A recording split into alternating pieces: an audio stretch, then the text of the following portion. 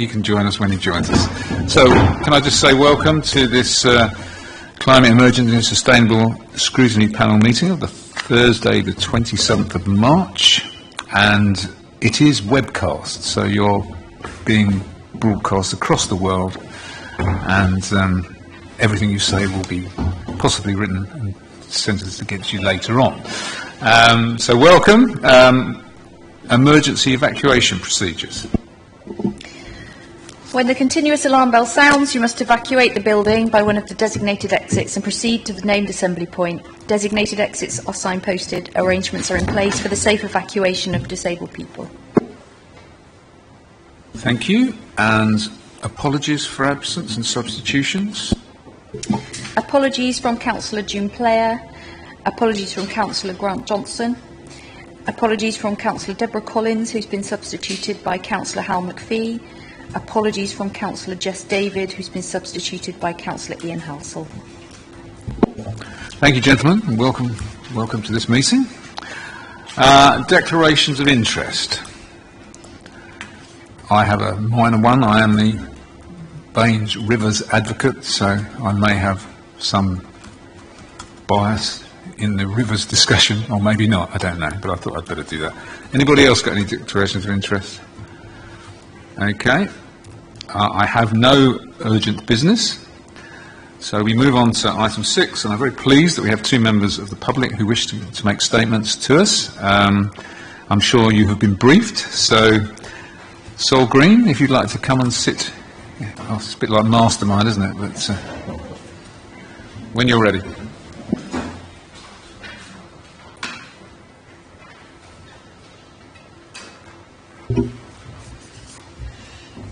Right, good morning. I'm Sol Green, and I'm speaking as a concerned member of the public and also as a member of Vineyards Residents Association.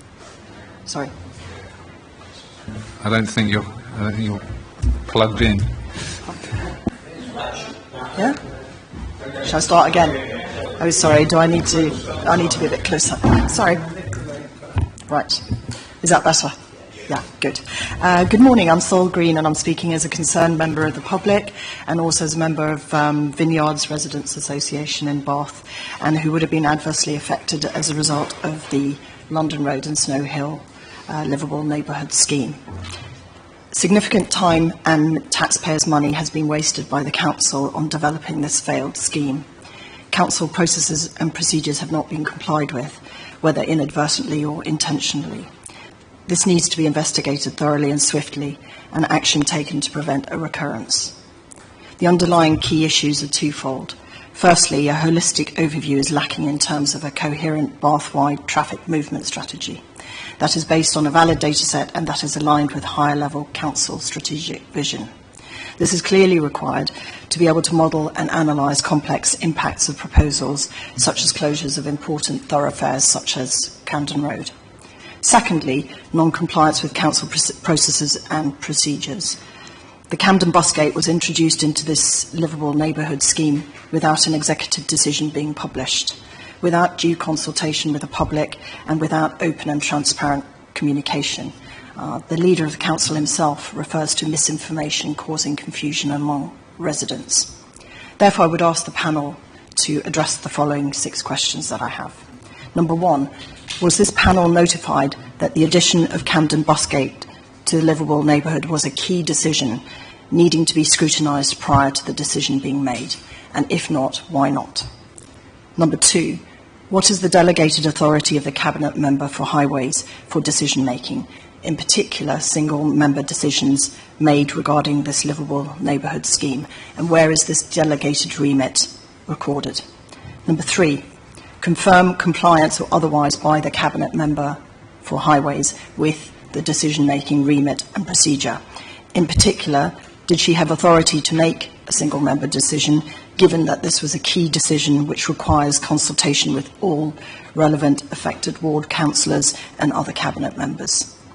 4, confirm what actions the monitoring officer will take to investigate the decision-making process and procedure, and identify shortcomings of compliance with the Constitution, processes and procedures.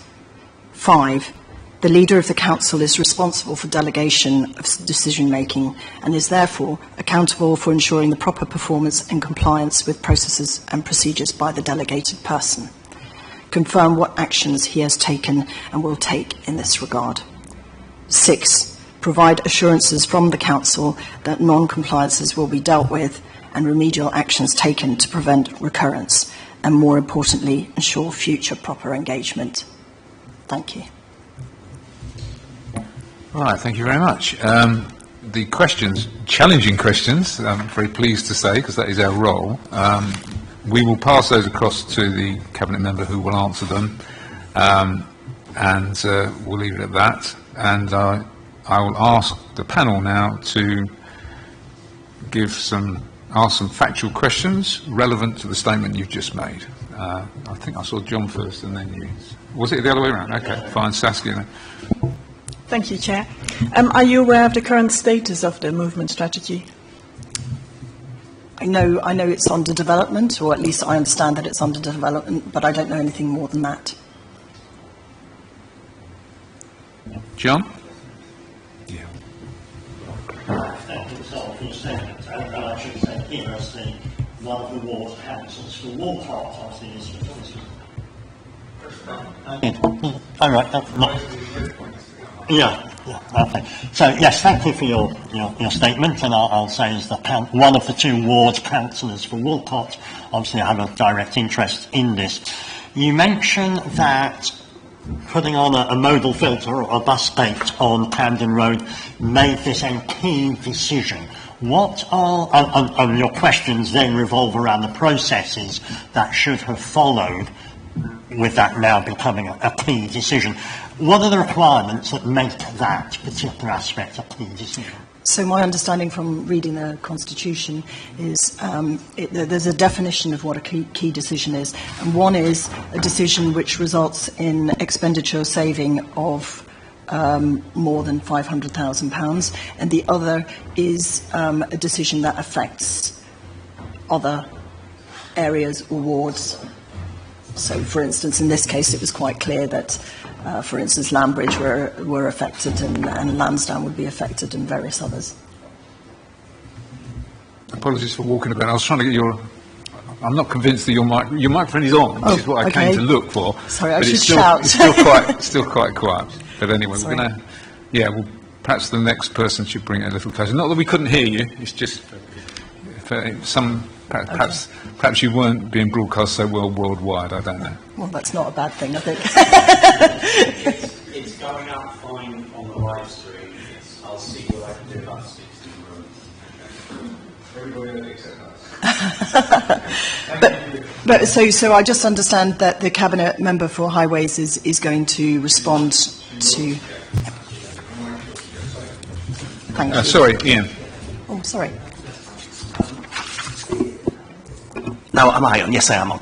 Yeah, thank you for your statement, and clearly, there's lessons to be learnt from this, and obviously we've heard your questions, and that'll be passed forward to the appropriate officers. Can I just ask, are you and your residents group, are you broadly in favour of the concept of livable neighbourhoods? Yeah, of course. Everybody's in favour, but it's quite clear that, they have to be of general benefit to everyone and not just exclusively to Can a I minority. stop you there? Because that's not really a factual question.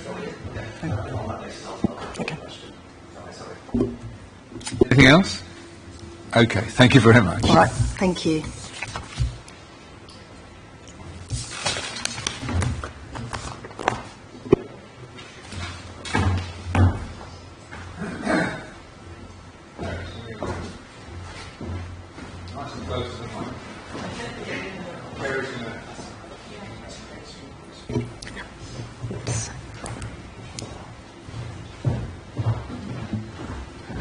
When you're ready.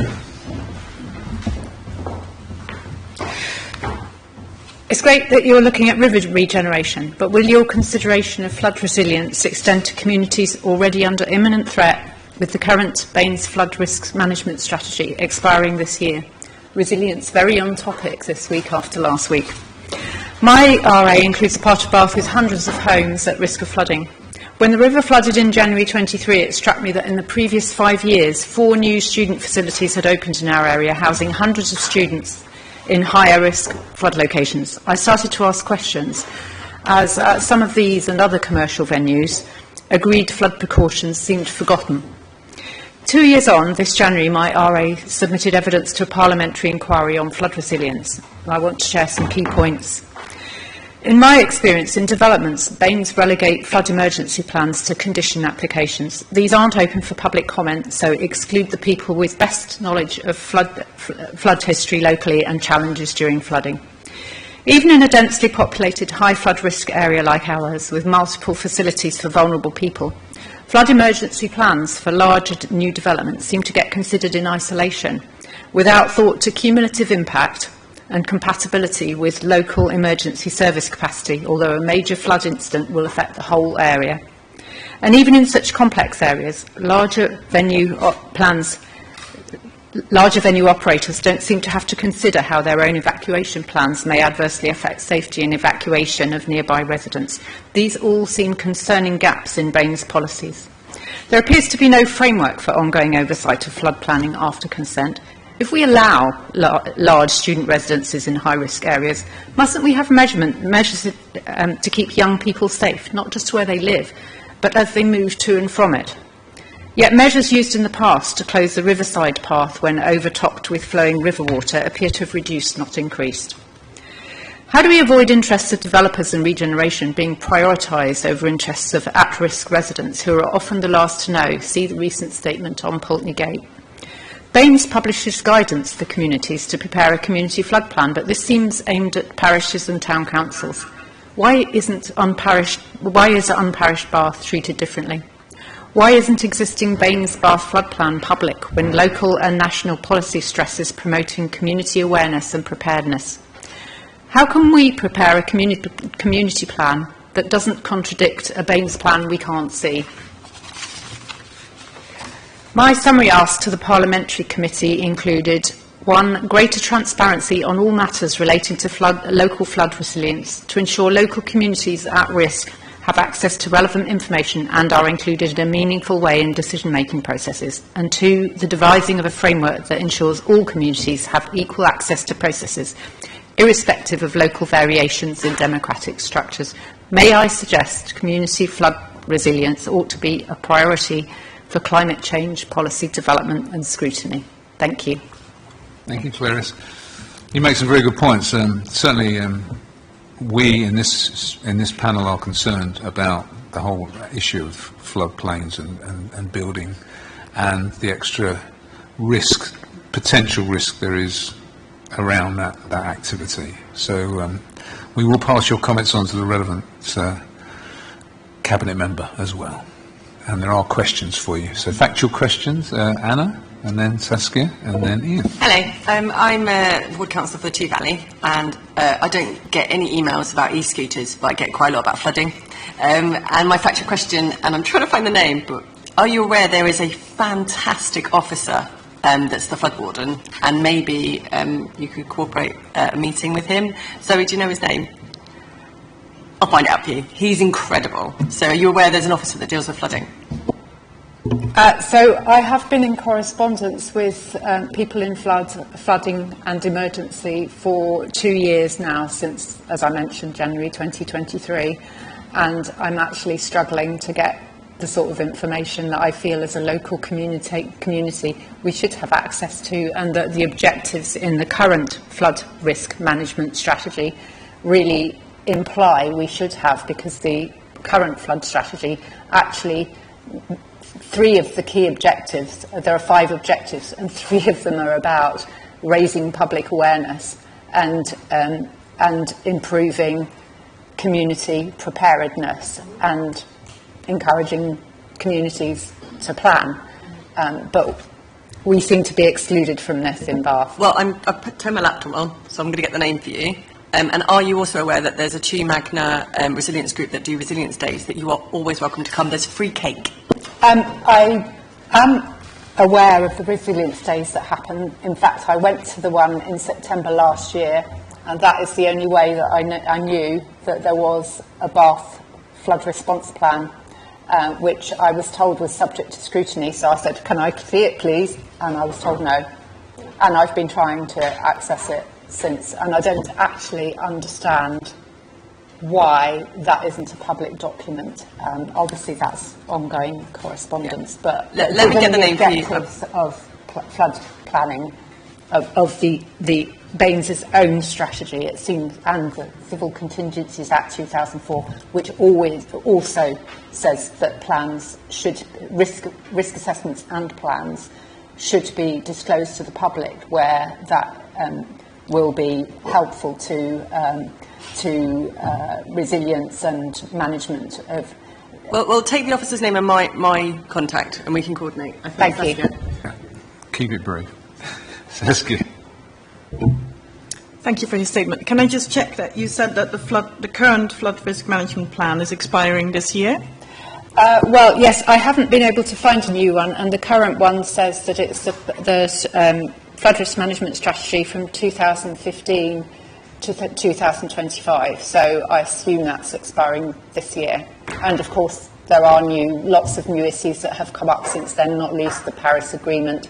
And as you probably know, the Environment Agency has rolled out new flood plans this week, flood planning maps this week, and there's lots more coming out from their most recent. Fine. You've answered the question. Thank you. Ian? Thank you for your statement. I cover an inner Bath ward near to the River Avon, near the Lower Bristol Road, where I've seen a lot of student accommodation being completed. Are you aware of the Student Community Partnership? I'm so glad you asked that question. And the fact they actually have a specific group that look at river safety. I am indeed, and the reason that the concern I expressed today was about the access to and from, making students safe when going to and from the city centre, rather than in their accommodation itself, is because I actually had a really effective correspondence and meetings with Geeka, who I know has taken she took a lot of the stuff that I'd discovered on board, and I know that she has made some improvements in the oversight of flood planning at those PBSAs. My concern would be that You've answered the question Okay. again. Thank you very much. Cheers. And thank you for your time. You make some very good points. Thank you. Okay, we move on to item 7, which is the minutes of the previous meeting. Are there any comments, or would somebody like to propose them? Alex, Anna to second. Those in favour? Okay, thank you. Right, we move on to we move on to the Cabinet Members' updates. Sarah's with us. Welcome, Sarah.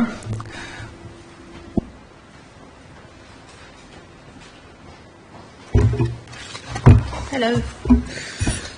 So I'm Councillor Sarah Warren, Cabinet Member for Climate Emergency and Sustainable Travel. And I will update you on some of what has been going on in my portfolio lately. So I think the first thing I wanted to update you about is a piece of lovely news, actually, that came out last Friday. Bath and North East Somerset Council has been part of a collaborative effort to bring the Western Forest to our area.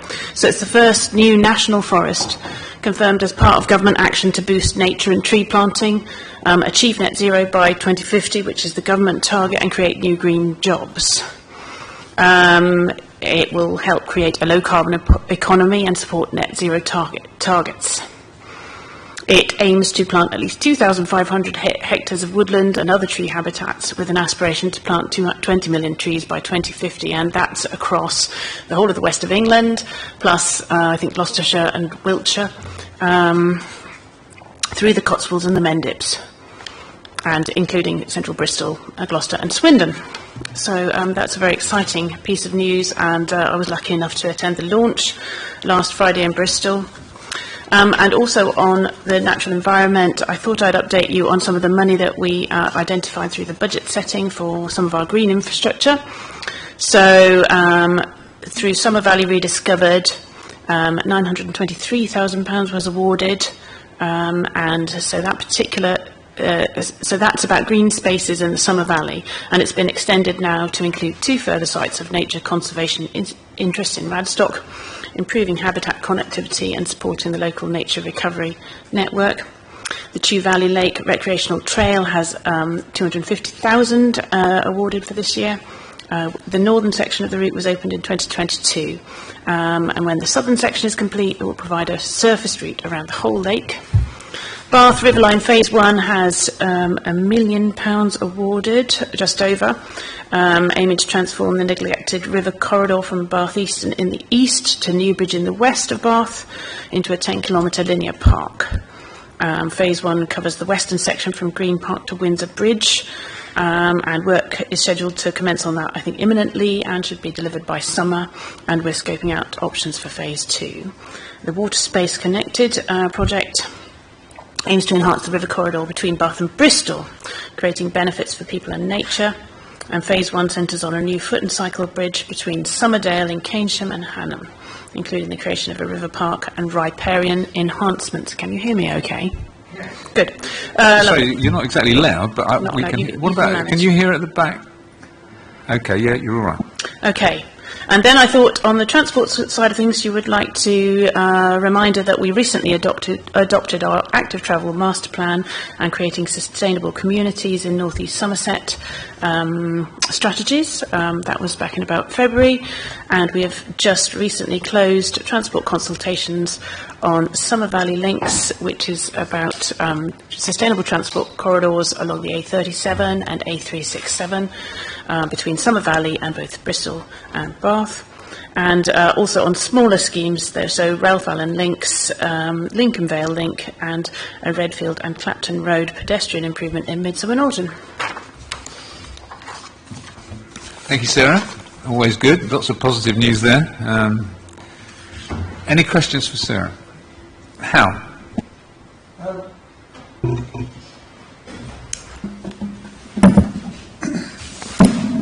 The bridge, obviously the water space, is there a problem with the landowner on the other side of the river, or has that been resolved? I'm not aware. Do you happen to know the answer, Zoe, or not? So if we were talking to the landowner about an easement and they're compliant and they're talking to us about it, we don't see it being a problem at this point. Okay. So discussions are underway with the landowner for the recording. Any other questions? Thank you. This is not part of our update. No, it's not about the update. Go on. Sorry. Right. Okay. Okay, thank you, Sarah. If officers are asked to speak, I think it's probably helpful if you come and could hear you, but next time.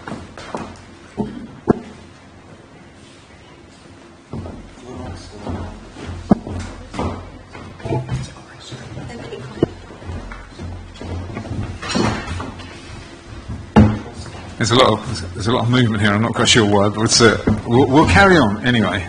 So we move on to quite a new idea for us. We've actually got a professional who's going to come and talk to us about rivers. There's been a lot about rivers this morning already, so I'm sure Kerry should be very interested in hearing what he has to say. He's coming to us from Bristol, I think, certainly remotely, and we're just going to have a few moments to get him ready, and I'll then pass over to him. Okay, well, we think he's there. So, Simon, can you hear me? Yeah, hi Andy, hi everyone, good morning. I can hear you, but it's very cracky and mumbly from this end, so I can capture probably every other word if you're clear and loud. You are fine. I'll put my... Good. Is that better for me? Because I've just moved my microphone much closer. So this is all this. Okay. When you're ready, son. Yeah, thank you everyone. Yeah, and pleased to join you this morning. And apologies, it's not in person. But first of all, I thought I'd do a quick introduction into who I am and what Bristol Avon Rivers Trust is, because I think that would be useful. But My name's Simon Hunter and I'm the Chief Executive at a charity called Bristol Avon Rivers Trust. We've been running since 2012 and we have a very clear mission, which is to try and create a clear future for our Bristol Avon, which it spans across 5 different unitary authorities, including BAMES. As a trust, we deliver across really 3 strands of work in collaboration with a number of different partners and communities. We have a monitoring and land management stream which looks at working with farmers to look at ways that we can restore natural processes and reduce the amount of issues coming from agriculture. We have a river restoration and nature-based solutions natural flood management team that are looking at designing and implementing programs of work to build resilience and create better habitat across our river network to benefit both people and wildlife. And importantly, we also have a community engagement and education work stream where we work with schools, we work with different community groups, we upskill people, and essentially we work with everyone to try and build resilience to our river catchments going across the Bristol Avon. We are one of 64 Rivers Trusts across the country and we sit under the National Rivers Trust body. We are around, I think, 20 members of staff now, which is quite remarkable, given if you'd have asked me where we were even 2 years ago, I think I'd have probably said around 7 or 8. So we've grown in size, and through very, I think, valuable collaboration working with different partners, including unitary authorities, we've managed to grow our influence and our impact across our rivers. There's a lot to do, and our local rivers, which I'll move on to now, are unfortunately failing. The majority of them are failing to reach good ecological status under the Water Framework Directive, and there's lots of complexity and reasons behind that. And if we're looking at BAMES, which I'll try and do very broadly, the reasons for not reaching good status include continuous discharge of sewage from sewage treatment works. We've got agricultural impacts, which is quite a major one across BAMES and the more rural catchments. We have industry as well playing a role. We've got legacy pollution, and there's a lot of physical modifications that have occurred to our rivers over a long period of time. We've got weirs that provide complete barriers to wildlife movement, including fish. It also disrupts sediment supply, and it can actually exacerbate, in some places, flooding to certain areas. We've also got really straight river channels. Our rivers have become artificially straightened, they've been dredged, and we've got issues now with abstraction. There is not enough water for the balance between nature and humans, and with a growing population, we're watching this space very carefully. There are other impacts as well that aren't captured by Water Framework Directive that we are concerned about through some of our research and monitoring. We know that road runoff has a profound impact, or we're starting to understand what that might be up in South Gloss at the moment through some work with the unitary authority there. We know that there's obviously toxins coming from our road networks that include tyre particulates, there's hydrocarbons, and other real nasties that sort of flush into our river in high concentration during winter flushes. We also have poor habitat and diversity across our network. Again, it's not captured really under WFD too much, but we know that there are some amazing species in the Bristol Avon. We've got Atlantic salmon in the Chew, for instance. Not many people know that, but at the bottom of the Chew, towards Compton Dando, the Environment Agency and ourselves have both found data and evidence that there are that wonderful Atlantic salmon trying to spawn again in the River Chew. And we're now seeing, the extreme of weather. In the summer, we're seeing, impacts with there not being enough water in our watercourses, over-abstraction being a major impact in some of our rivers. And then on the flip side, during our winter storms and our weathers, which are becoming more frequent and perhaps more severe, we're seeing more flooding. So thinking about resilience and thinking about how we can work with partners to co-create projects that deliver that key word, resilience, really, that will deliver for nature as well as the climate, I think, emergency, I think is going to be absolutely critical for the health of rivers and the health of our communities moving forward. So that's a bit of an introduction anyway to me and what the Trust is doing and some of the issues locally.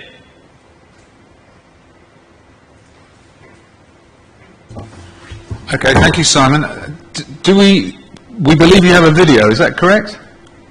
That's correct. Yes, I think it's going to be played hopefully by Kerry, who's thankfully got, I think, the tech set up there. But I was just going to demonstrate a project that we've delivered in the Chew Valley actually. So within Baines, working with a landowner, and the context really is, there are solutions to this, and one of the major issues that we've got, particularly in the River Chew network and the Cam and Wellow, is that we've got really steep valleys that are really flashy catchments, and some of the ways that we need to think about managing water a little bit more effectively is working with nature, bringing back some of these natural processes. So I'll say no more, have a watch of the video, and then I'm happy to pick up any questions after that. Hopefully it works for you. Thank you, Simon. We'll give it a go.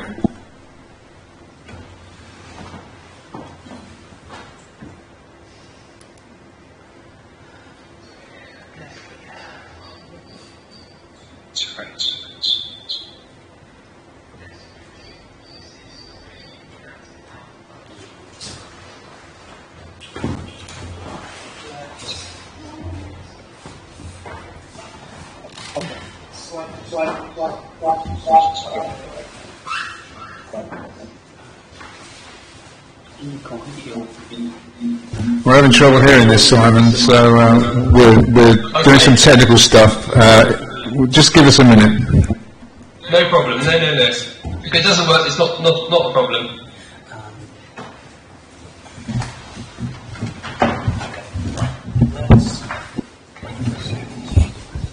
If you play the video now.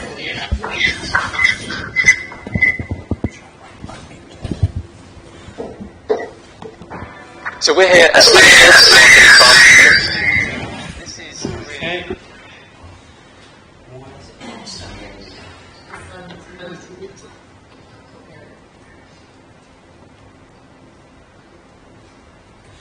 Simon, could you go on mute for us? Of course, yes.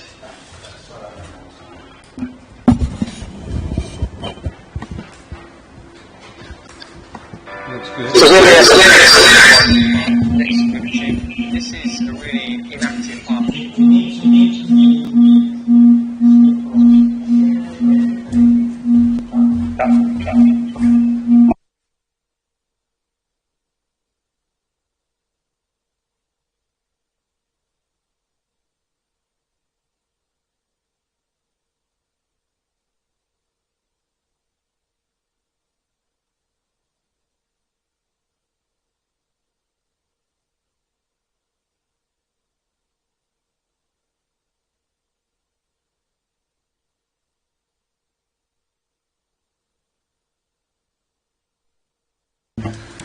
I'm sorry, Simon, I think we're going to have to...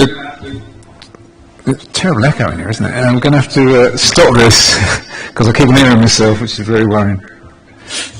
So we'll go to questions, I think, which is probably the best way. Chair, can we arrange for the link to be sent to us? Yes, that's a very good point. We will make sure the link is sent to anyone, including our speakers, if they wish to have them.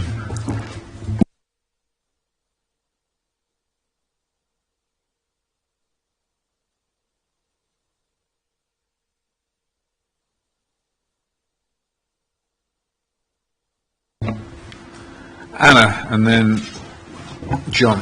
Yeah, thank you so much, Simon, for attending. So I'm the ward councillor for the Chew Valley. I'm looking at a blank screen and it's a bit weird, so I'm going to look around the room. I guess it's quite a different setup in the Chew Valley compared to quite a lot of other wards in Baines. We're very rural, and we have lots of problems with flooding. So one of the major issues we get is to do with agriculture and crop circulation.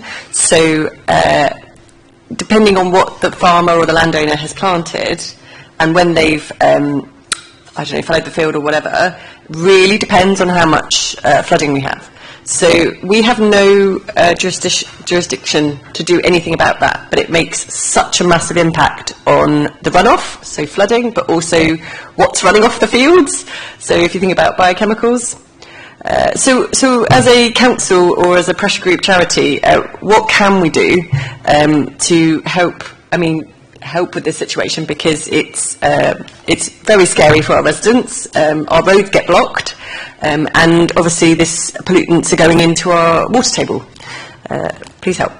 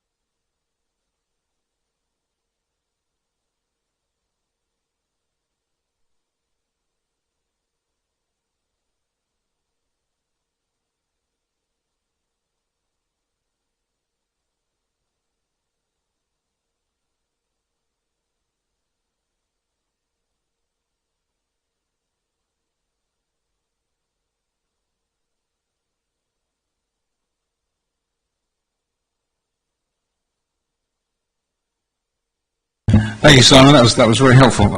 Just a small point. I realise technologically we're struggling a bit, but is there a reason why you can't show your features? Is that possible? As in turn my camera on, you mean? Indeed. I will try. My internet was dropping out a minute ago, but I'll turn my. Well, there you are. Out, so yeah, we can see you. Me. Okay. We can now see you starring in the I'm video. a person. Excellent. Okay, John. Thank you. Hi, I'm John Leach and I'm a ward councillor for Walcott in the City of Bath, and the river flows along the boundary of the ward. And about a year back, I was having a conversation with Wessex Water, trying to understand their position on the sewage flows that go into the river. And I'll paraphrase Wessex Water's position, but I don't think unfairly.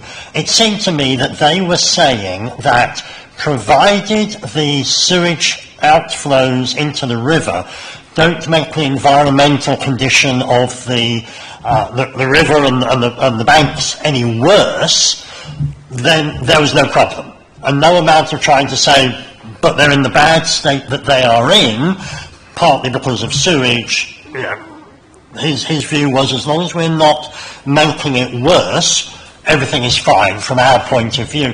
And I'd be interested to know, is that an accepted position from the water companies, or is that unusual? Well, I can give my opinion on that, and again, I think it depends, doesn't it? When those, I think the key to that question is when the spills are happening, because when we've had a lot of rainfall, and you've got, you know, these outfalls that are designed to flow into waters when there's a lot of water in the channel, it becomes diluted. Now that will have a small impact, but because of the quantity of water, it gets flushed through. So ecologically, it's far less likely to have a devastating impact. However, where we're seeing spills from sewage treatment works when we don't have flood conditions, when there's less water in the river channel, it is much more concentrated. And we have seen spills across the Bristol Avon from I assume it's Wessex Water, but could be others as well. That has caused, you know, severe consequence to the ecology. We've seen hundreds of fish, you know, killed on the Bristol Froome a couple of years ago through a similar incident, which happened, I think it was in May or June, when we didn't have rainfall.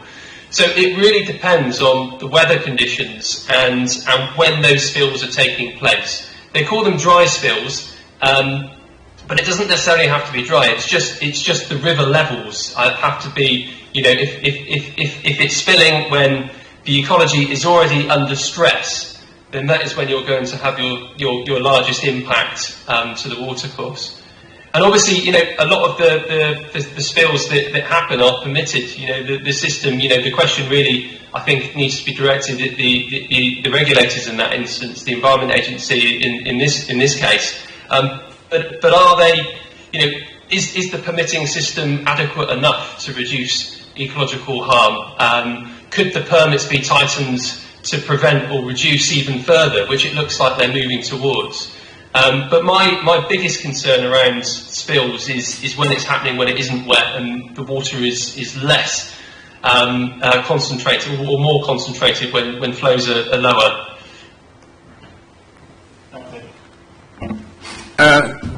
Are you happy with the answer regarding is it acceptable at the moment? That's the point you made. I don't. Well, I was just wondering whether that was a standard view across the industry. I found it rather extraordinary that that's how Wessex was defending its position. And ultimately it's down to, you know, working with them to try to get them to appreciate there's more to it than just satisfying a regulatory permit. That you know, there are people's perceptions when you see sewage foam flowing down the river. You know, to be told, well, it's heavily diluted and it's permitted, doesn't satisfy everybody. So, Simon, you're suggesting that we should perhaps lobby to get these permits stricter? Would that be a... Well, I think it's a good question to raise, isn't it, with the agency who collect the data, you know, on our watercourses, to understand, you know, is there environmental harm? What is that through, you know, the existing spills, and to sort of, challenge that, I would. I mean, I think that's a really good question. And obviously, the big concern that we've got is with you know, the growth agenda now, there is going to be more, you know, houses, more capacity that's required for sewage. So are we going to see, you know, a step change in how things are dealt with, or are we going to see more pollution as a consequence? I'm not sure what the answers are there. Obviously, the water companies trying to catch up at the moment with their infrastructure to meet the existing demand, but what is the growth agenda going to have on the levels of pollution? That's an answer I don't have, I'm afraid, but maybe others might do. Certainly they're putting up their bills. I think they're going up 28%, aren't they? So and they claim that's to help with the rivers, don't they? So we should monitor this and we should challenge, I think. Any other questions? Hal? Just coming back to your statement about the Atlantic salmon in the Chew, are you saying that they've gone through Keynsham, they've gone up there? Has anybody actually seen one? Yeah, I'll jump in there. Yeah, it does. So the Environment Agency undertake what they call electrofishing surveys. So they're in the watercourse with anodes, and it basically stuns fish for a short period whilst they catch them, they measure them, they check on their health. And they've identified salmon parr over the last decade up near Compton Dando. So they're kind of the juvenile salmon. So what that suggests to me is that there are, in very low numbers, salmon getting into the Chew, getting up as far and possibly onto some of the tributaries there to spawn. So we think through some of the research that we've done and the monitoring, we found the DNA of salmon on, say, the Barford Brook, which is a tributary near Compton Dando. We've also found DNA of salmon in the lower course of the main river as well, the Chew. Now, there are some big obstacles in the way, and we think that perhaps salmon are getting up when the rivers are elevated and they're able to get over some of those barriers. So we think that by possibly amending some of the weirs and some of the big artificial structures, we could possibly get more salmon into the catchment area.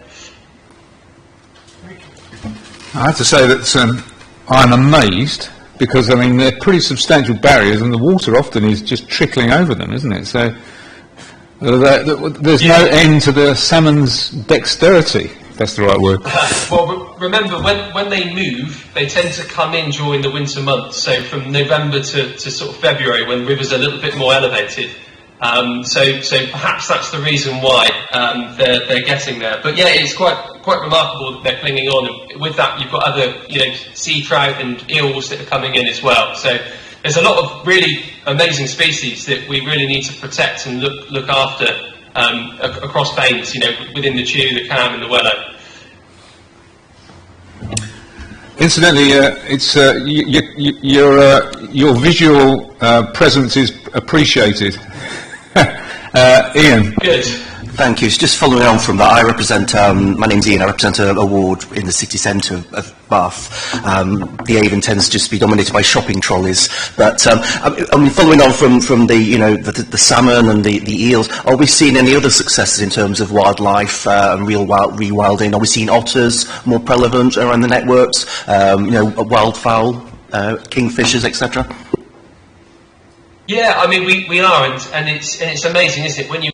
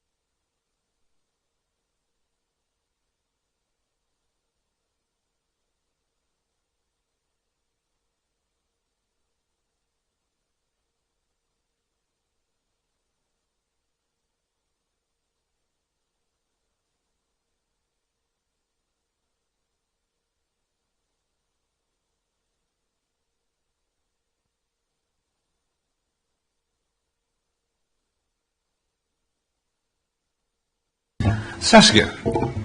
Thank you. Thank you for your presentation, Simon. I was actually going to talk about beavers or ask about beavers. So yeah, on the east of Bath, we are very lucky to have beavers in our presence, and I often see evidence of that, and I have spotted a beaver like 100 metres from my home, so very lucky. I was going to ask, what can Bath and North East Somerset Council do to support their presence in our area?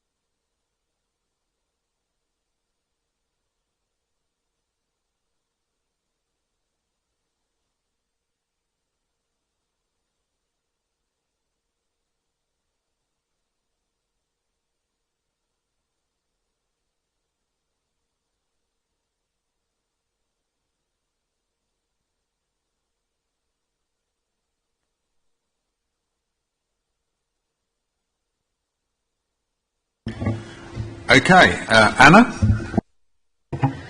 Yeah, thank you. This is very fascinating stuff. Just a few points. Kind of following on from my initial question, as a council, would it be beneficial if we could use our networks and comms to link up with landowners so we could, the farm cluster WECA initiative you described, would that be helpful if we could, use our networks to promote it? That's my first one. Second one, are you aware of, I had a lovely weekend in Worcester a few months ago, and they've got this extraordinarily fascinating and I imagine very expensive fish gate. So with a museum and you can go down and look under the water, under the river. I would, I'm sure you're aware of this, but is that something we could do in, I guess, the Keynsham area is the problem with the salmon, I think. It's the Keynsham Weir, I think. And the final thing is, are you aware of Harptree Combe in Mendip Ward and its special interest and the fact it's for sale? And as a charity, would you want to buy it? It's got lots and lots of streams in it.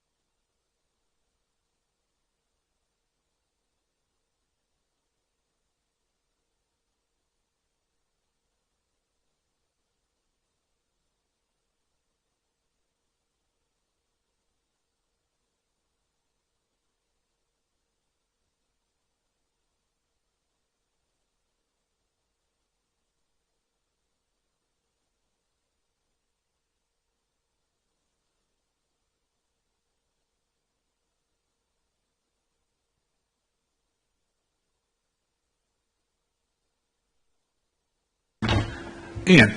Yeah, it's following on from Saska's question earlier. I'm fascinated about beavers, and I've got a narrowboat on the Grand Union Canal, and I know there's a beaver sanctuary in London Borough of Ealing, Norfolk, which seems to be working very successfully.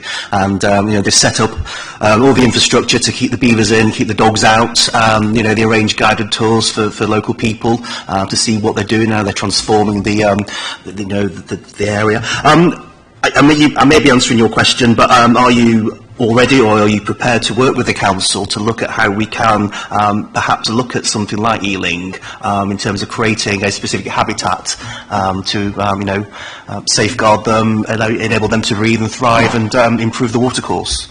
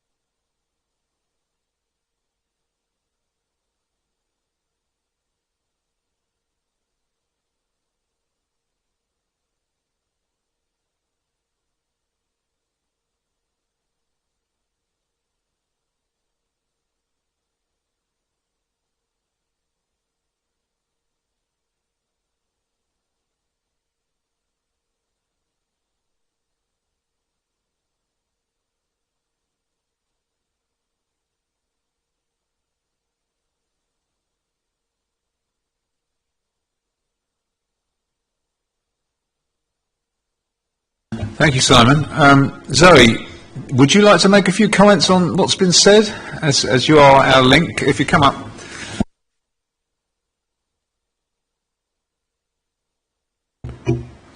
Hello, so I'm Zoe Hancock. I'm a Green Infrastructure Programme Manager based at the Council, and I'll keep it brief, but I think there's huge opportunity in Keynsham Memorial Park. The Council own the park and the weir. The weir is very old.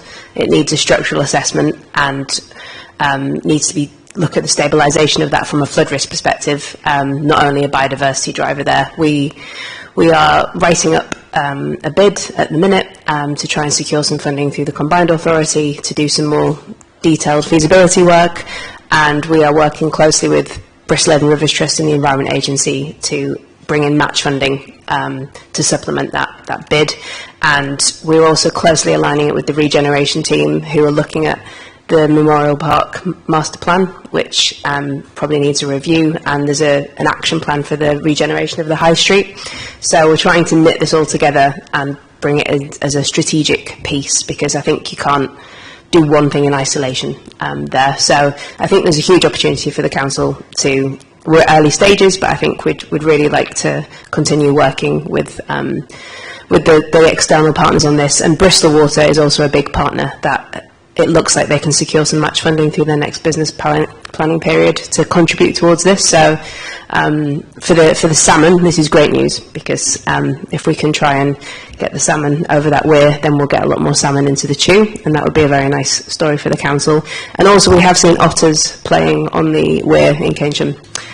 So I think there's, and kingfishers and all kinds of wildlife. So it's a brilliant wildlife corridor that needs to have the focus. But also, I mean, we work in partnership through the council, through the Chew Valley Reconnected Partnership, which has over 16 different organisations, and all of the partners have recently said they would like the council to host a kind of more independent facing resource to help coordinate that and bring in more funding to be delivering the change we need at scale across the catchment from a nature recovery and flood resilience perspective.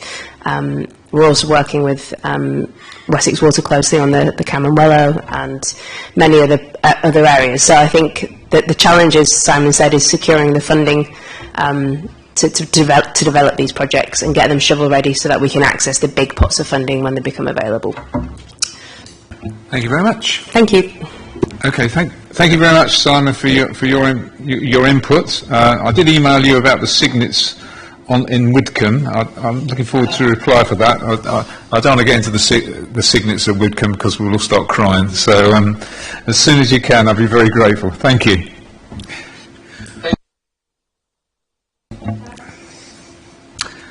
Right. So we now move on to the Air Quality Action Plan, which Sarah is going to introduce. Thank you, Zoe.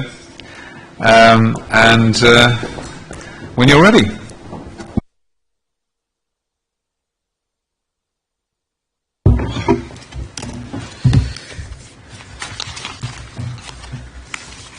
Right, now then.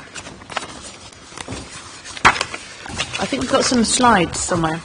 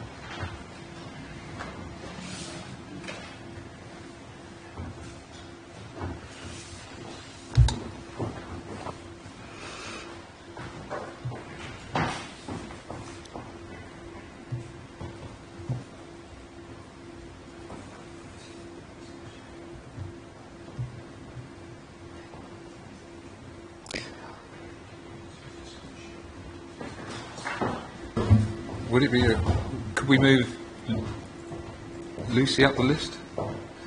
Do Lucy's first? Oh, okay. Just be 30 seconds. Okay. Sorry, Lucy.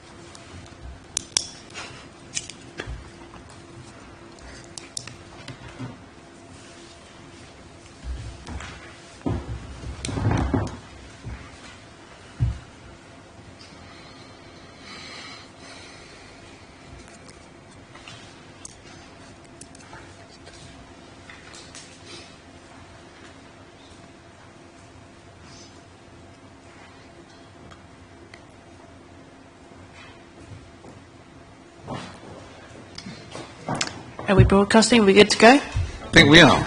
Okay. There we go. Okay, the Air Quality Action Plan So it's concerned with nitrogen dioxide pollution. So nitrogen dioxide pollution is likely to contribute to the deaths of about between 30 and 40,000 people per year across the UK.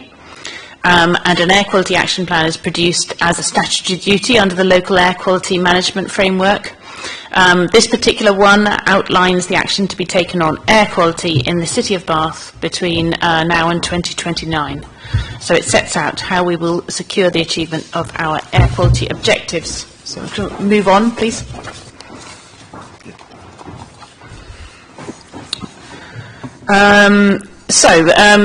In terms of how it's different from the Clean Air Plan, this particular document is governed under a different section of law. So Part 4 of the Environment Act 1995, which is now amended by the Environment Act 2021, sets out how a local authority should review and assess air quality. The process follows DEFRA, policy and technical guidelines. So in Bath and North East Somerset, an air quality management area was first declared for London Road in 2002. And our air quality management area has had 3 revisions and now covers main routes into the city. It's been declared for both annual average and hourly nitrogen dioxide objectives. And we continue to monitor nitrogen dioxide. In 2023, we had 129 monitoring locations across the city. And we've seen nitrogen dioxide everywhere reduced now to below the annual average objective of 40 micrograms per cubic metre. So the Air Quality Action Plan itself supplements the Clean Air Plan. Under the Clean Air Plan, we successfully passed our State 3 assessment, last year, which says that nitrogen dioxide levels across the city have been below 40 micrograms per cubic metre for 2 calendar years. Our Clean Air Plan, which is a different document, forms part of the government's local nitrogen dioxide plan initiative, a separate legislative regime from the local air quality management framework. But these plans are complementary because they're both designed to reduce nitrogen dioxide. So our trajectory is generally excellent, and we've seen a reduction in nitrogen dioxide across the city of 6% between 2023 and 2022. So a little bit more technical stuff on the difference between these different regulatory regimes.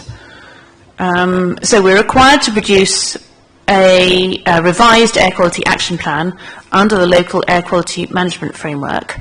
And the guidance states that the plan should be reviewed regularly and updated at least every 5 years. The Clean Air Plan, on the other hand, comes from the government's local nitrogen dioxide plan initiative, which originates from the government's requirement to meet the European air quality legislation. So if we go on, we can see a map of the current air quality management area. So you can see it's the red lines obviously on that map, so it's quite closely aligned to the main roads in and out of the city.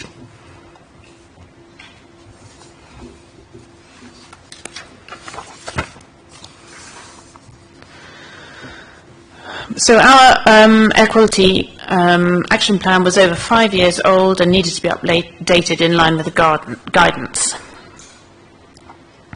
We need to continue to demonstrate ongoing compliance with the objectives so then the air quality management area will be revoked once we can demonstrate that nitrogen dioxide levels have been below 36 micrograms per cubic metre for 3 years. I understand that we did redraft and consult on a plan back in 2017, but before it could be adopted, we then received the direction from government to produce a Clean Air Plan. And at the time, we believed that there was an overlap between those two documents, but we've now received guidance saying that we must update our air quality action plan.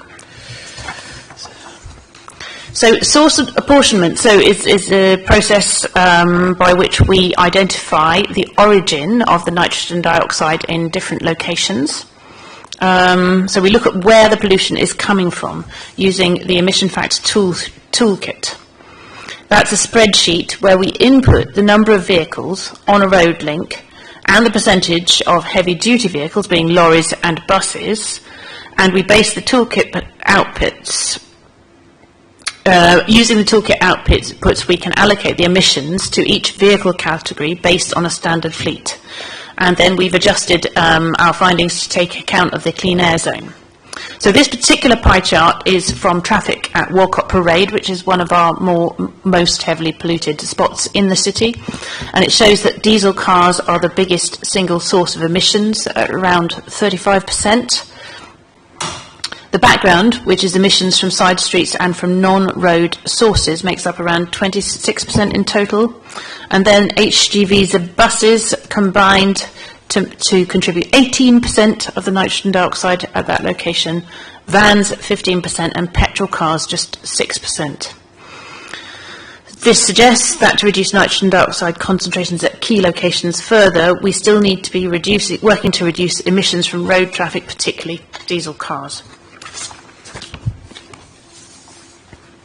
So in terms of the actions, the plan was developed by reviewing actions from the 2011 plan and from the Clean Air Plan, and actions which had been included in our annual status reports.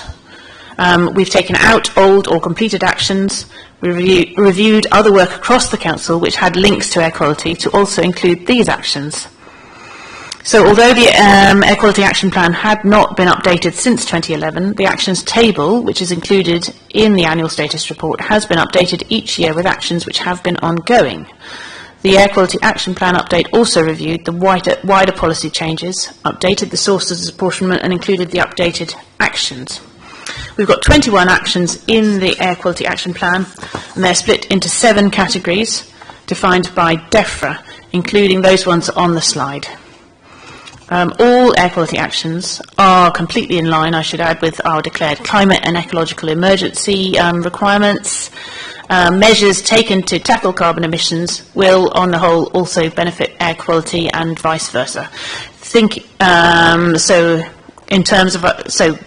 This is all good news in terms of our journey to net zero transport strategy, also measures like and aspirations that we have around decarbonising home energy and heating, and planting of green infrastructure.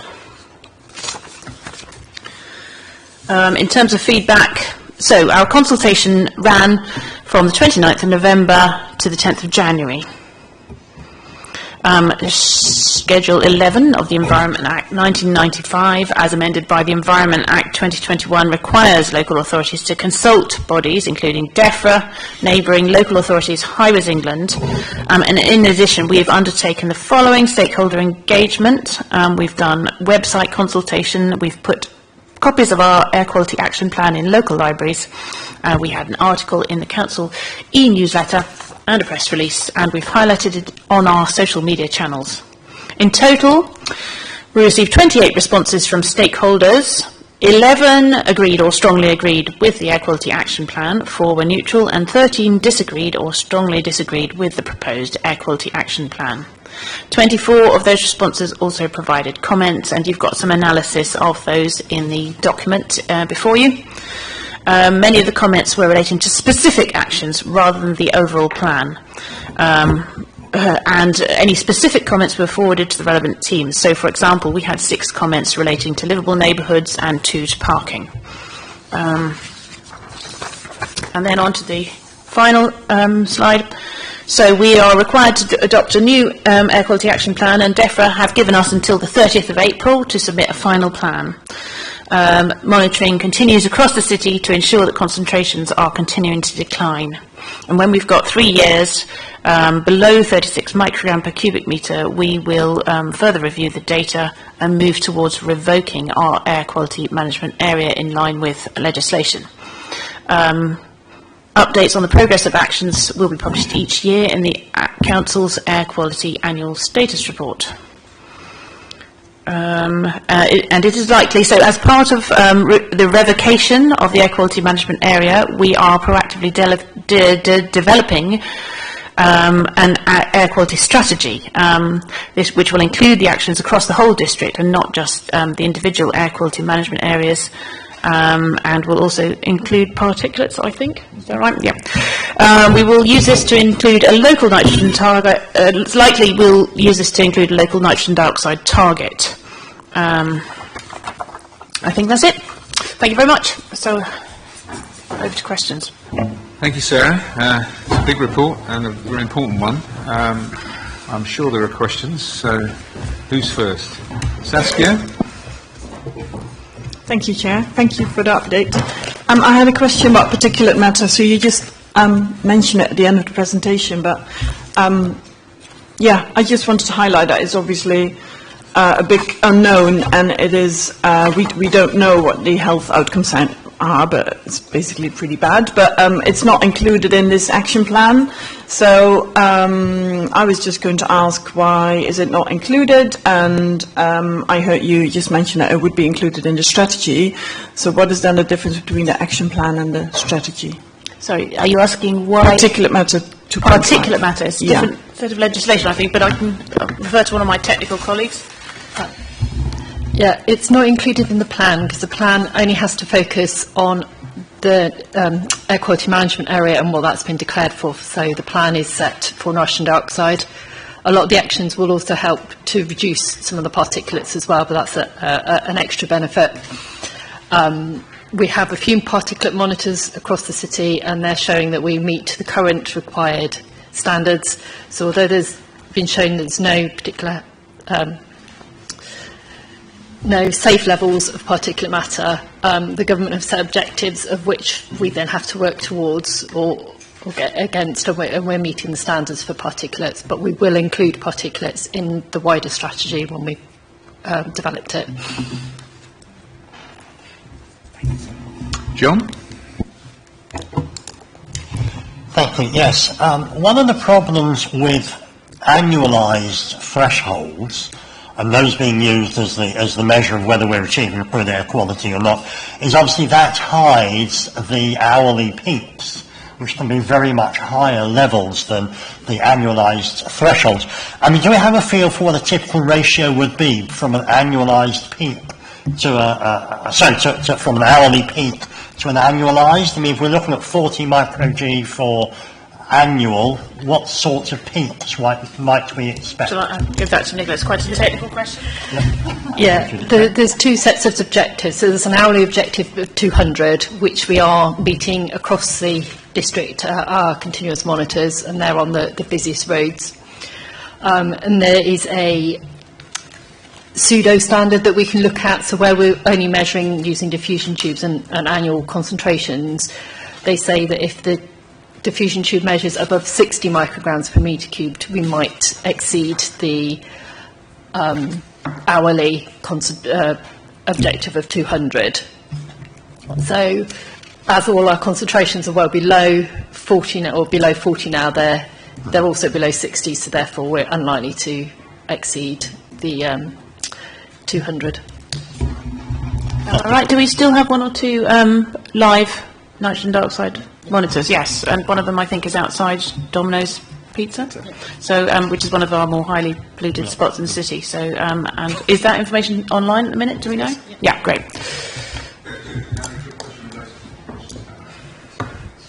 Okay, thank you. It's just to satisfy my own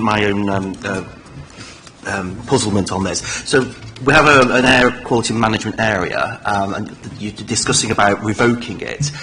Is the council penalised by virtue of having this, or is it just a way of steering us towards introducing the management plan overall?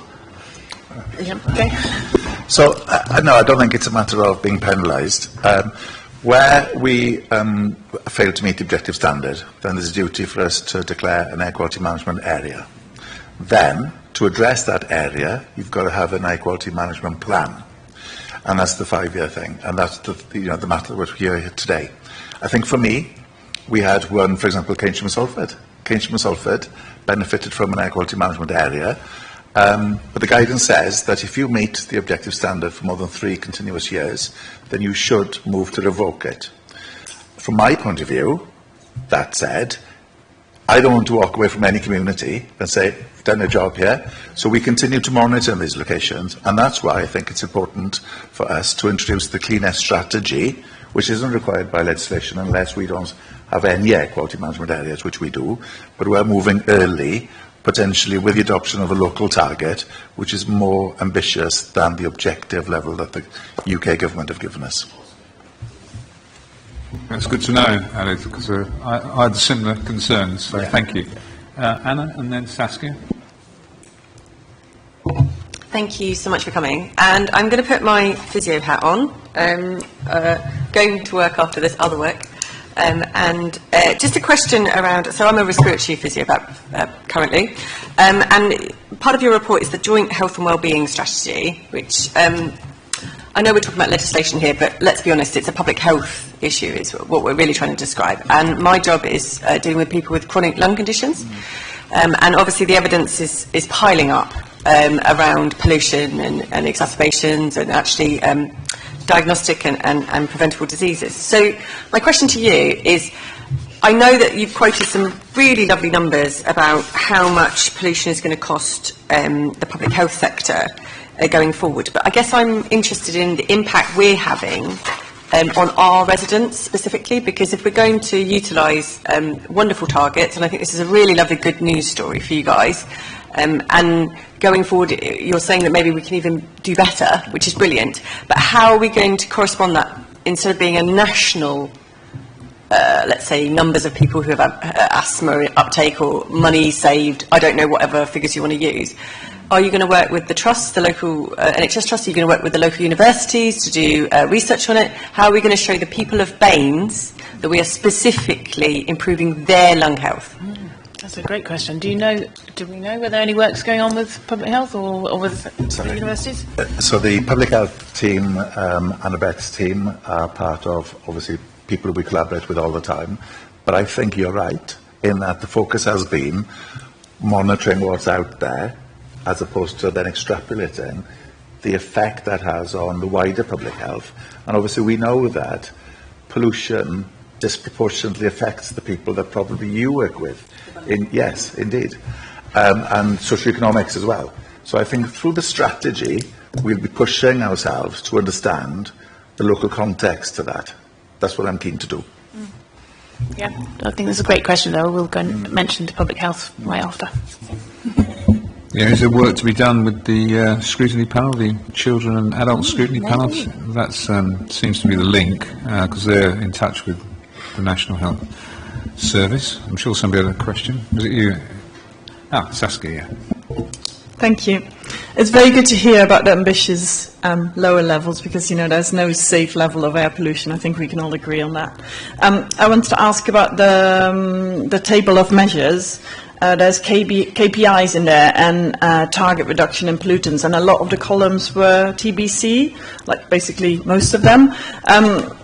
I guess that makes it for us really hard anyone to really say anything about that table of measures. So I was just going to ask if it would be possible to include more information. What do you think?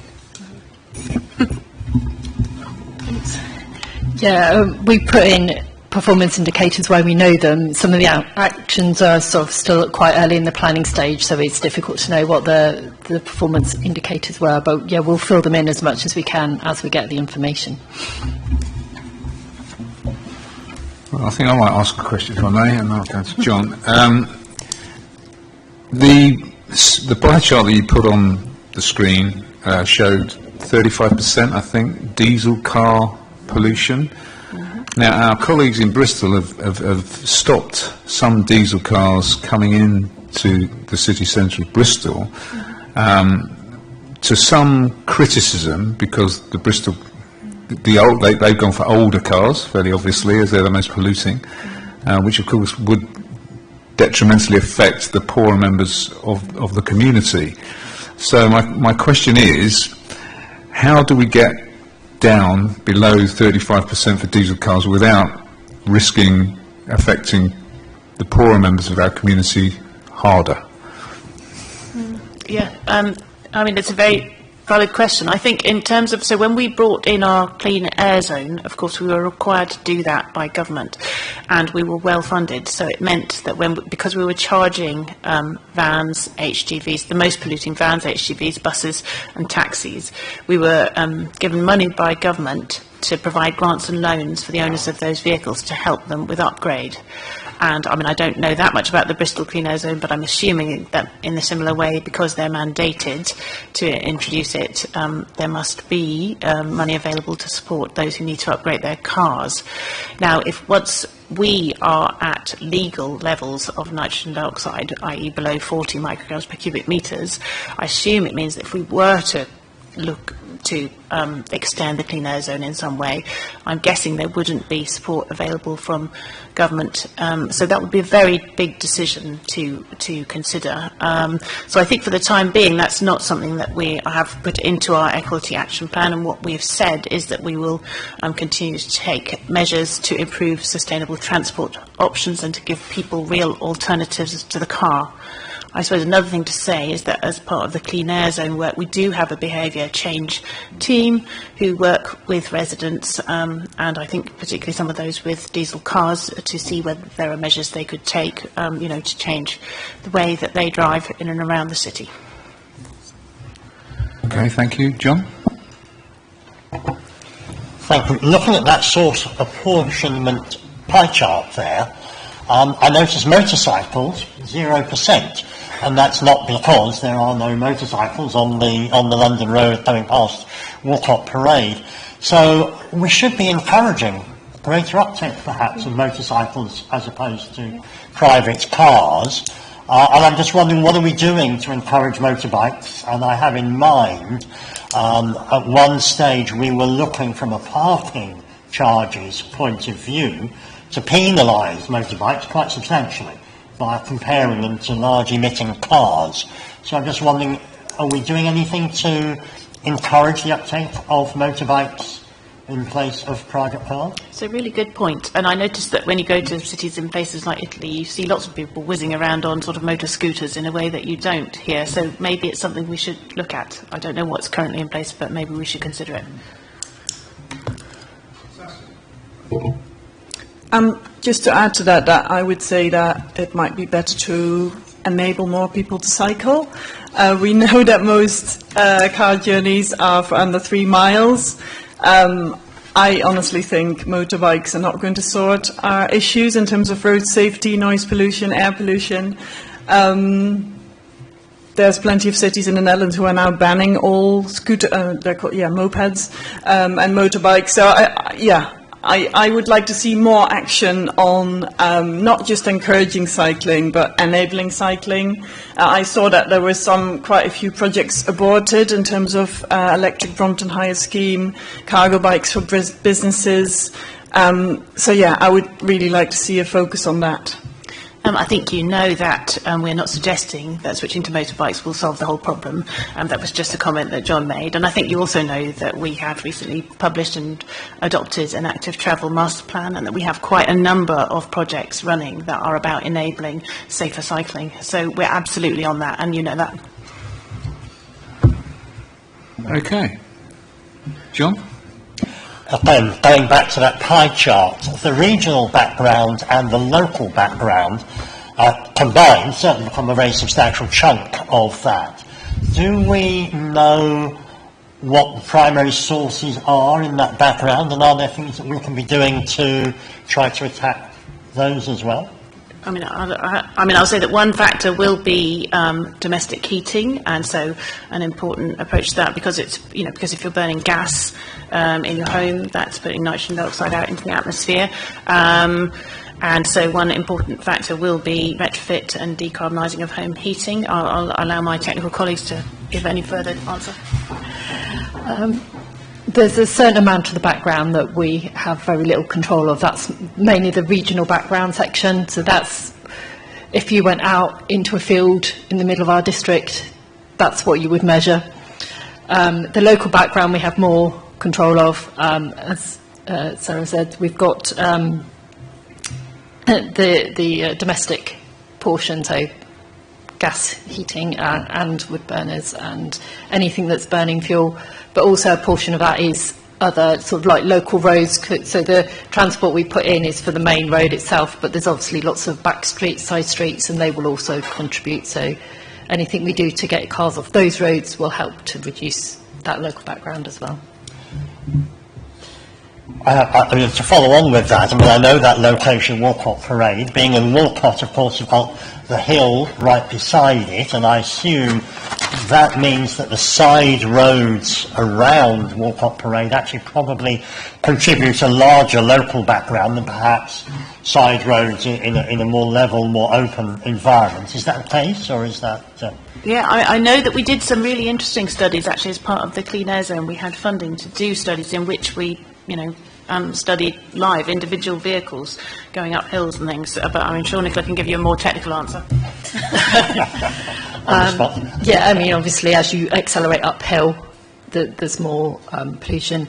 But we also had some interesting feedback on buses coming down here, where they can their exhaust retrofit or things cool down as they come downhill and are not being used. They're sort of almost gliding, or when they're stopping, and then they start again and they're cold. And actually, there can be a peak coming down the hill because your engines... Catalyst converters and things aren't working. Yeah, they're not as hot, and they work better when they're really hot. So. How? And we'll make Anna's the last question. So Hal, then Anna. I'm looking at the project Bath 19, which is the e-scooter and e-bike trial. I wondered if there were any records of safety as opposed to bicycles or other. And I noticed that at the end of the progress to date, it says that there is a planned expansion of the service to the remainder of Bath and some areas of North East Somerset. I wondered if you could comment on the North East Somerset, if they're bringing... Yes, so in terms of safety, I don't know what we have currently. I know that in the past there was a study with the University of West of England in the first year or so that did look at that. I'll inquire what exists and get something sent to you to update you on that. And in terms of the planned expansion, so we're very dependent on the West of England Combined Authority and on the company DOT, and also on how WECA is working with Bristol City Council. But the last I heard was that there's the possibility, we're hoping to do some expansion to new areas, possibly later this year. Okay, and finally, Anna. A quick head count earlier found that there's more North East Somerset councillors on this panel than there is Bath. So I'm aware that it's the Bath Clean Air, but I was wondering, and I'm aware also that Temple Cloud has a issue on the A road there. So I was wondering, kind of following from Hal's question about North East Somerset, is there a plan in the future to kind of monitor what you may deem hotspots? I'm thinking Svez, Farrington Gurney, all these things coming forward for North East Somerset as well. I mean, just to say that if any councillor, or in fact any member of the public, has concerns about any particular spot, we're always happy to put out a diffusion tube there for a few months and just see. And so I know that in my own ward in Bathampton there were concerns around when the Clean Air Zone came in as to whether that would impact air quality locally. So we've got monitors there still now, and we know that air quality, air pollution levels are very low. And I had a meeting, I don't know, when I first became a councillor with the Westfield councillors, and similarly we were able to put out monitors, diffusion tubes there. So it's a very cheap thing to do. We can do that anytime. And the air quality strategy that we bring in will deal with the whole district. So there isn't any area of Bath and North East Somerset who should feel left out. Just make contact, reach out if you want some monitoring. Yeah, while we're on the subject of North East Yes, Somerset. Alex wants to add something. Oh, yeah. So we can include a link so that you can see where we've monitored historically. This is obviously very Bath-centric, but we challenge the team all the time to look for hotspots. That's how we came across Temple Cloud and Farrington Gurney. That is the only other air quality management area. I'm really satisfied that we've done a really good job of trying to look for more. But if you've got any concerns or any locations which aren't on that map, then let us know, 100%. I suppose the other thing to say is that all the monitoring is on the website. So if you can go to the nitrogen dioxide long-term section of the website and you can see any of our diffusion tubes and the historic nitrogen dioxide levels over a long period of time. So before you ask for a diffusion tube, you might go and see whether you already have one and whether your nitrogen dioxide levels were close to the limit or not. Yeah, we have had some in Keynsham from time to time on the Wells Way. I think that brings us to the end of that section. Thank you very much. Very technical. Thank you for the questions. Very helpful. Illuminating, dare I say. Thank you.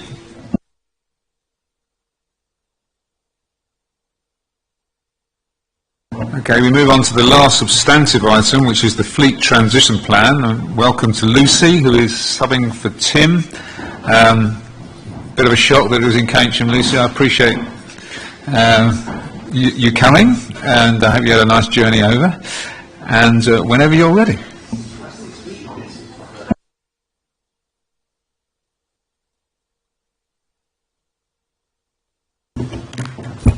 Right, thank you. Thank you, Chair. So this work sits within Councillor Ball's Cabinet portfolio area, who unfortunately is unable to attend today and sends apologies, and I'm standing in on his behalf. So this agenda item aims to provide more information for the panel on the electrification of the Council's fleet of vehicles. And it's nice to be able to share this good news update on the very positive progress the Waste and Fleet Services team are making in this area. Simon Porter, Head of Waste and Fleet, is with me today to provide more detailed answers to your queries, but I'm happy to provide some background context for the panel and for those watching at home. We have an ambitious and important aspiration to be a net zero council by 2030. This means achieving a 90% real reduction in carbon dioxide emissions generated by all the council's activities with a maximum 10% offset. To meet this, the council has a decarbonisation programme which has identified the need to take a number of key steps: electrification of its vehicle fleet, removal of gas as a heating fuel from the corporate estate, optimising buildings and energy use to reduce consumption, and generation of our own renewable energy where possible. I expect the panel will have noted in their recent discussion of the 25-26 budget that within the capital programme, corporate supported borrowing was agreed for the next stages in this priority area, specifically to deliver decarbonisation of the fleet, decarbonisation programme management, and decarbonisation of the corporate estate. So moving on to the paper. When we talk about the fleet, just to clarify, it means all the vehicles council-wide with a number plate. Smaller fuel-consuming items, such as lawn mowers, are being addressed by a separate programme. So the vehicle fleet accounts for about half our carbon footprint. Within this fleet, around 28% are heavy good vehicles, and as one might expect, these are contributing the majority of the emissions, at about 70%. So our efforts are quite rightly focused on electrification of these heavy good vehicles. The Energy Savings Trust has advised the Council on the approach to take, as there are a number of complex issues to weigh up, particularly the necessary EV charging infrastructure. For example, the need to charge vehicles from the grid at the moment is recognised, but whether we could make more savings by charging from our own solar generation and battery storage at depots is being considered. The two types of heavy vehicles we're talking about here are the refuse collection vehicles and the recycling trucks. You can imagine that these trucks have a high energy consumption, mostly due to the weight and operation of the mechanics on the back. Focusing on refuse collection vehicles specifically, 12 out of the around 20 we have are coming to the end of their life. Replacing like for like with new diesel had an existing budget allocation of 6.9 million, but an additional 2.6 million has been provided in the capital programme for their replacement with more expensive electric vehicles. To give you an approximate idea of the costs, I understand a diesel vehicle costs around £200,000 and an appropriate EV replacement is around £400,000. But what we will be achieving for this sum is a reduction in carbon dioxide emissions from around 39 tonnes per year for a 28-tonne vehicle to 6 tonnes for an electric equivalent, an impressive 6-fold reduction. You might want to look at the table at the end of the paper for a breakdown of this information using examples for the Renault make of vehicle. So to sum up, where we're up to at the moment is that a trial evaluating models from different manufacturers is underway, particularly with a focus on how EV models cope with our long rural routes of around 90 miles, which we should recognise is a challenge not faced by all councils. So this is an exciting plan with our first replacement electric refuse collection vehicles coming into use during the first quarter of 2026. I hope this paper provides assurance to the panel that the team is forward-thinking and making sure that we have the best electric vehicles for the role in Baines and fully committed to this replacement programme. Thank you. Thank you, Lucy. I have to say it makes good reading from the climate emergency, and we're obviously thinking along the right lines, and we're making significant progress in what we're trying to do, and to tackle what is probably our hardest task, which is to sort out the refuse and the recycling vehicles. I think it's great, you know, that you're actually out giving it a go. So are there any questions for anybody? Oh, lots of questions. Okay, Alex. Thank you very much, and I'd like to commend the council for what they're doing on this. I'm amazed that 50% of the emissions is our vehicles. As someone who's recently converted to a EV myself, I've been amazed by how much you can actually get out the car. Like, there's a lot of going around saying, oh well, they don't go that far or this kind of thing. So what I wanted to ask was, compared to what we're using at the moment, are we going to be noticing that our kind of collections and that are going to be more difficult in some ways because there won't be as much range, that's the word. Yeah. The routes and the length of the route and the power in the vehicle, yes, I referred Simon to that, thank you. Okay, thank you. We are currently trialling a number of vehicles, and indications are from one of the latest manufacturers we're about to trial, which is Mercedes, is that the range isn't actually an issue for that vehicle. So we're actually, fairly confident that we should be able to do most work in the borough.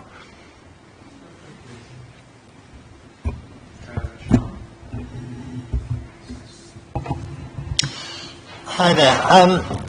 Thinking about alternatives to hydrocarbons to power vehicles, certainly for something like a car, electricity is the obvious. But as you go to larger and larger and larger vehicles, you reach a point where hydrogen becomes a better alternative than packing in a huge amount of batteries for these really large vehicles. Have we, within this, looked at using an alternative, for example, hydrogen instead of electricity for some of these really large vehicles?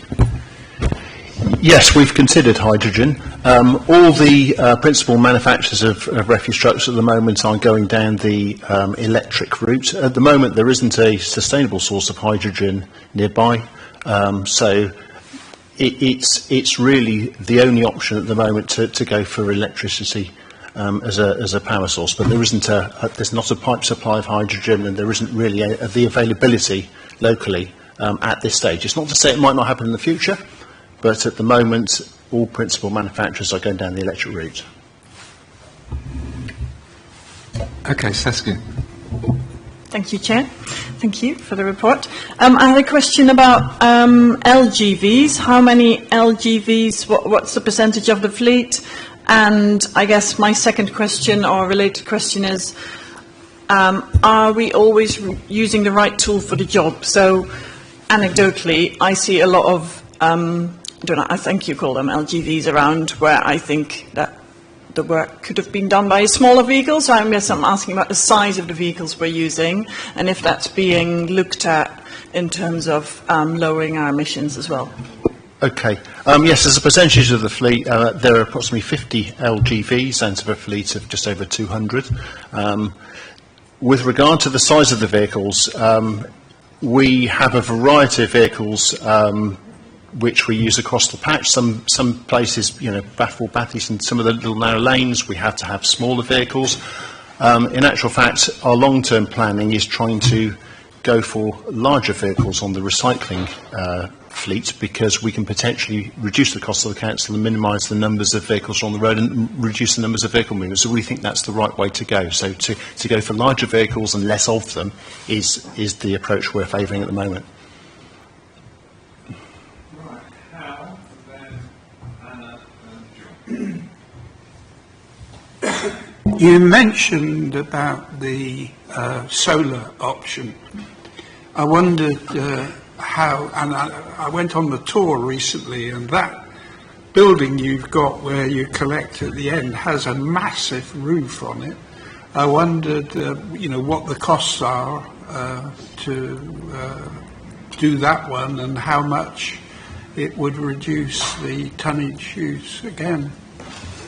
In terms of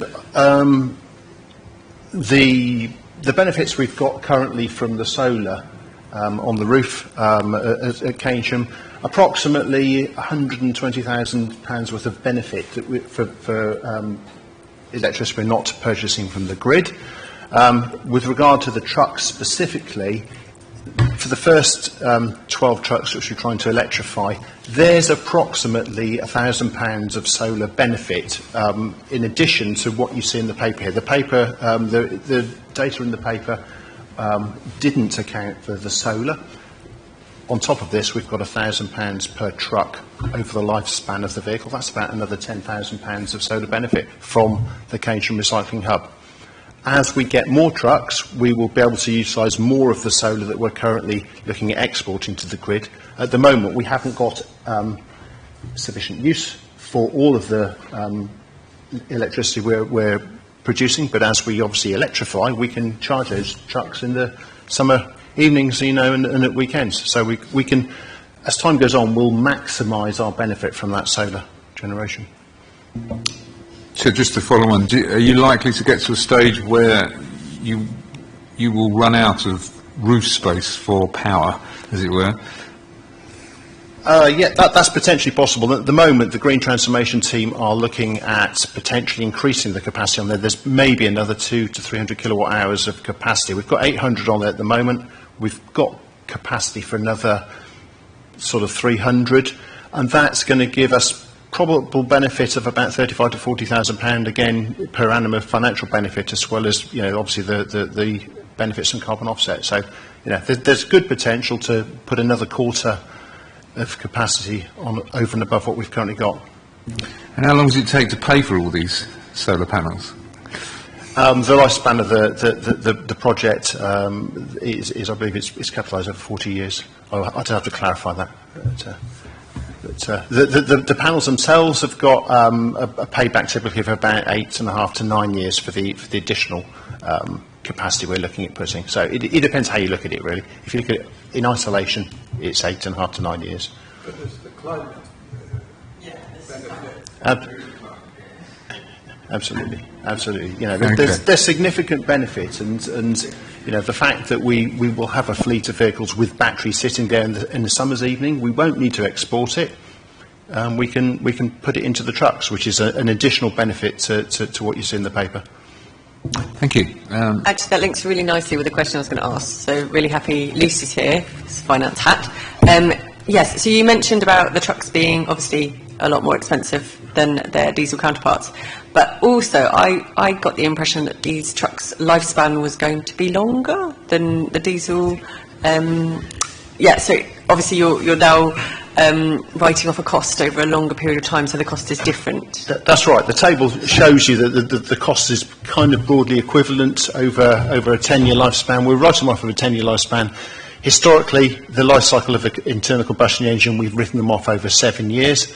but the lifespan of the electric drivetrains is longer. And what you'll also notice in the paper, there's a higher residual value of an electric vehicle because at the end of it, you've got £29,000 worth of batteries, which can then be repurposed in households or somewhere else as battery storage. So that's not the end game for a chassis. You know, with an internal combustion engine, it goes to scrap. With an electric vehicle, you've got an additional value in the battery at the end of it. And that leads me to my final question of the entire day. We brought something in full council last year around lithium-ion batteries in single-use vapes, because I understand there was some fire issues, especially with the recycling trucks. So, just from a safety point of view, I'm sure you're doing due diligence, but I have to ask, if silly residents put them in our trucks, and then you've got another flammable battery, a bigger one perhaps, how are we going to mitigate? Is this an issue that's come up in your exploration of these vehicles, or is it something that's not considered yet? Well, it's something we've considered separately.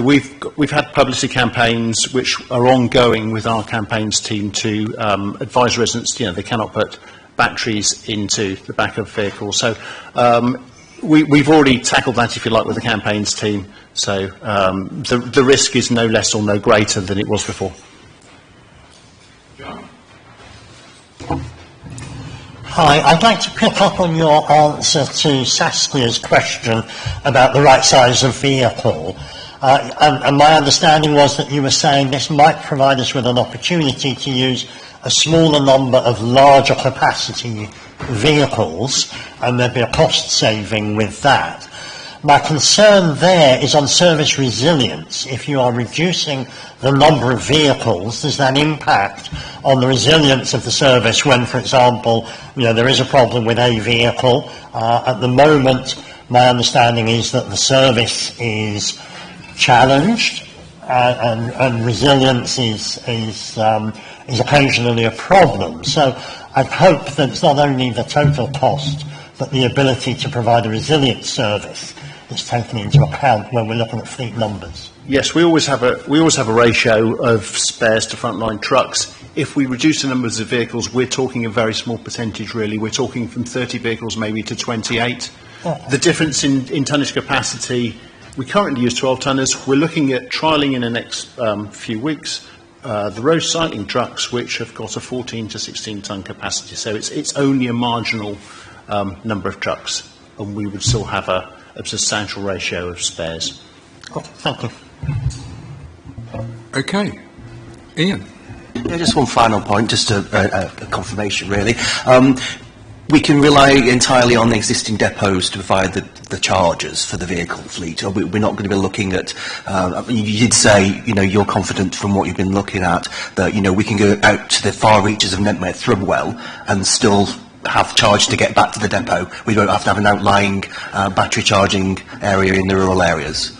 No, that's correct. We can get to all areas of the district with the vehicles we're currently looking at trialling. So, no, there's sufficient range. The smaller vans, the transit-sized vans that we've just started to bring in now, it may be that those, because they're doing, you know, quite a lot of mileage to and fro, may need to do a kind of a splash and dash at the depot, but we've got one fast charger at the moment at the depot, and we'll be installing a couple of fast chargers for any smaller vehicles that need to do a quick recharge.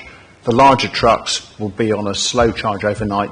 If they park up at 3 o'clock, they're not needed till the early hours of the following morning, so there's no need to fast charge those vehicles.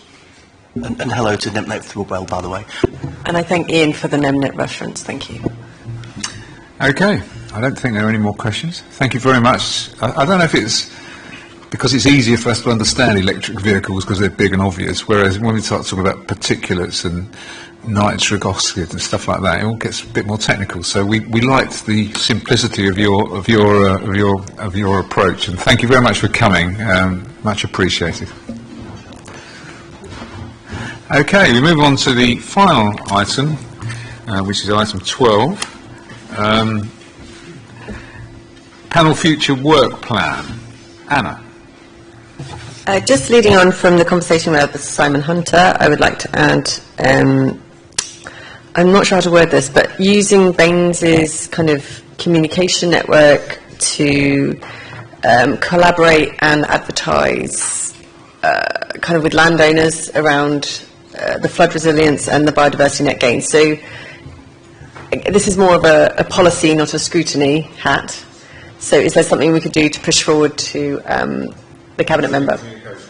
So just using our communication, maybe writing, or just, working with WECA and BART, like, is there a policy that we could do as a council to advertise this through our comms, basically? Okay. Gold standard stuff. Look for where they do it better than we do, possibly. Okay. Saskia and then John. Thank you, Chair. I was going to bring up the movement strategy, which I think is still on your list. And then secondly, the Clean Air Zone funding. I emailed panel members about this. So we've learned that there's forecast to be a deficit from this budget year, and I was wondering if the Clean Air Zone funding could come to this panel. Okay. Right, and John? Yes, with a scrutiny hat on, I'd like us to look at the process by which the livable neighbourhoods are being taken forward, with a particular view to the point that the Walcott livable neighbourhood was cancelled after 44 months of work, a substantial amount of work, and there was a point in there more than a year before it was cancelled when the team had good reason to know that the design that they were pushing forward had serious flaws in it, that at no point came back to either Cabinet, Council or scrutiny. So I'd like us to look at whether there's a way we can put some checkpoints into the process so we pick up failing projects earlier.